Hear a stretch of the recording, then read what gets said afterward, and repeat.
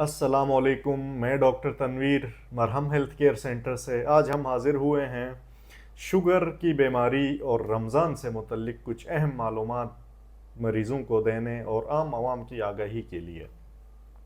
सबसे पहले तो शुगर जो है उसकी दो किस्में होती हैं, एक टाइप 1 डायबिटीज़, एक टाइप 2 डायबिटीज़। जो टाइप 2 डायबिटीज़ है वो बड़ों में जो शुगर होती है वो टाइप 2 ही मोस्टली होती है, और जो टाइप 1 है वो बच्चों में होती है। तो हम आज सिर्फ टाइप 2 को ही डिस्कस करेंगे और रमज़ान को जो है ज़रा फोकस हम करेंगे।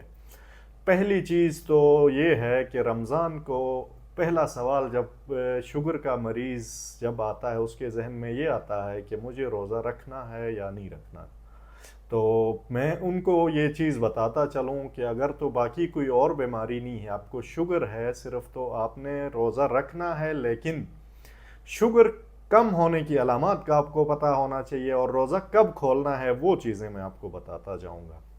शुगर कम होने की अलामत ये हैं कि आपको जो है एकदम से थरथरी का घबराहट सी हो जाती है। उसके अलावा जो है पसीने आने और रंग थोड़ा सा जर्द होना शुरू हो जाता है।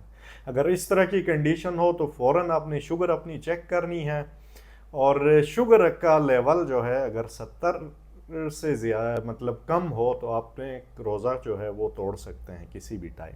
या फिर शुगर 300 350 से ऊपर हो तो फिर आपने है जो है रोज़ा जो है वो खोलना है। बिलफर्ज शुगर का लेवल आपका आता है 70 से लेके 90 के दरमियान, तो आपने कुछ देर जो है वो आधा घंटा घंटा बाद दोबारा करना है। अगर तो 70 से कम हो तो फिर जो है आप शुगर को जो है वो तोड़ सकते हैं, क्योंकि ये फ़िका और जो उल्मा हैं और डॉक्टर्स हैं एंडोक्राइनोलॉजिस्ट, उन सब का मुतफ़िका बैठ के शुगर्स के वो लेवल्स आपको ये बताए गए हैं जिससे यानी कि जिस्म को नुकसान हो। तो अक्सर उल्मा भी कहते हैं कि डॉक्टर से पूछें, तो उनके लिए ये लेवल्स मैं फिर एक दफ़ा रिपीट करूं। जो फास्टिंग शुगर है उसकी अलामत जो है बिल्कुल जो शुगर कम होती है उनकी अलामत का आपको पता होना चाहिए। और अलामत के साथ जो है अगर शुगर 70 से कम हो या 350 से ज़्यादा हो तो आप जो है रोज़ा खोल सकते हैं। उसके अलावा रोज़ों में अक्सर ये होता है कि कुछ दवाइयाँ आप जैसे मेटफॉर्मिन है वो 3 टाइम अगर लेते हैं या फिर 2 टाइम की दवाई लेते हैं तो नॉर्मल रूटीन में आप जो सुबह की डोज़ है वो ज़्यादा लेनी होती है, जबकि शाम की डोज़ कम लेनी होती है। तो रमज़ान में आपने जो सुबह की ज़्यादा वाली डोज़ है उसको शाम इफ्तारी में लेके आना होता है, और जो शाम वाली डोज़ है वो सुबह लेके जाना होता है। मैं एक मिसाल दे के आपको समझाऊं, जैसे मेटफॉर्मिन की गोली है, 500 mg की एक गोली होती है।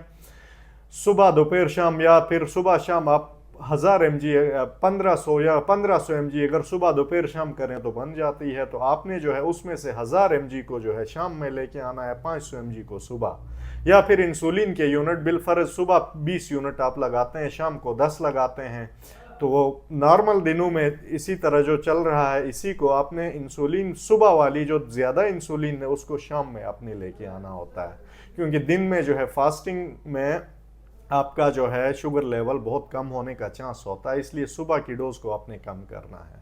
तीसरी चीज़ ये है कि चिकनाई वाली चीज़ें, तली हुई चीज़ों का इस्तेमाल कम करना है। सब्जियां फ्रूट वगैरह का इस्तेमाल आपने ज़्यादा करना है। अपनी हाइड्रेशन स्टेटस को अपने अच्छा रखना है। उसके अलावा जो है बिल्कुल जो शुगर की चीज़ें बनी हुई होती हैं वो आपने कम इस्तेमाल करना है। उसके अलावा जो है आपने दिन को जो है रोज़ा अगर रखा है तो दिन को वैसे ही 2-3 बजे या 4 बजे किसी भी टाइम अपना शुगर लेवल वैसे चेक करते रहें। जो लेवल्स मैंने बताए हैं उसमें से अगर कोई कम आ जाता है लेवल तो आपने जो है उस टाइम आप रोज़ा खोल सकते हैं बगैर उसके। उसके अलावा अगर शुगर का आपका जो है शुगर लेवल 90 से लेके 300 के दरमियान रहता है तो आपने रोज़ा नहीं तोड़ना, रोज़ा रखना है। और इसी हवाले से मैं एक और चीज़ बताता चलूँ कि शुगर जो है आपको डायरेक्ट तकलीफ़ नहीं देती। हमारे यहाँ अक्सर लोग ये सोचते हैं कि डायरेक्ट जिस चीज़ से तकलीफ़ हो तो उसको बीमारी बहुत ज़्यादा समझने लगते हैं, लेकिन शुगर जो है अंदर से इंसान को जो है काफ़ी ऑर्गन्स को जो है इंसान के डैमेज करती है। उनमें से आँखों की नज़र जो है बेनाई है वो चली जाती है। उसके अलावा जो है दिमाग में फालिज के अटैक के चांसेस जो है बहुत ज़्यादा बढ़ जाते हैं। दिल के अटैक के चांसेस बढ़ जाते हैं। उसके अलावा जो है गुर्दों का जो मसला होता है वो सबसे ज़्यादा जो गुर्दे शुगर की वजह से वो जो है इफ़ेक्ट होते हैं। इसी के साथ पेरिफेरल न्यूरोपैथी एक हम टर्म यूज़ करते हैं जिसमें कॉमनली पेशेंट हाथ पाँव जो है, शुगर के मरीज़ कहता है कि मेरे हाथ पाँव जो है इंतहाई जल रहे होते हैं, वो भी एक कॉम्प्लिकेशन में शामिल है।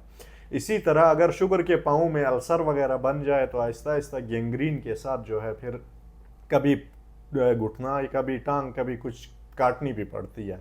आपने अक्सर सुना होगा कि शुगर थी, ज़ख्म बन गया, बाद में टांग कट गई। तो ये जो शुगर को आप जब कंट्रोल करते हैं तो इन सारी अलामात से जो है आप बच सकते हैं। रमज़ान के हवाले से मैं फिर एक दफ़ा मैं रिपीट करता चलूँ कि रमज़ान में आपने रोज़ा रखना है, दिन को 2-3 बजे या किसी टाइम शुगर आपको जिस टाइम लगे कि शुगर कम हो रही है तो आपने चेक करना है। अगर तो शुगर 70 से कम हो या 350 से ज़्यादा हो तो आप रोज़ा खोल सकते हैं। अगर आपके शुगर का लेवल इस दरमियान आ जाए तो फिर आपने रोज़ा जो है वो रखना है। तो आप सबका बहुत बहुत शुक्रिया।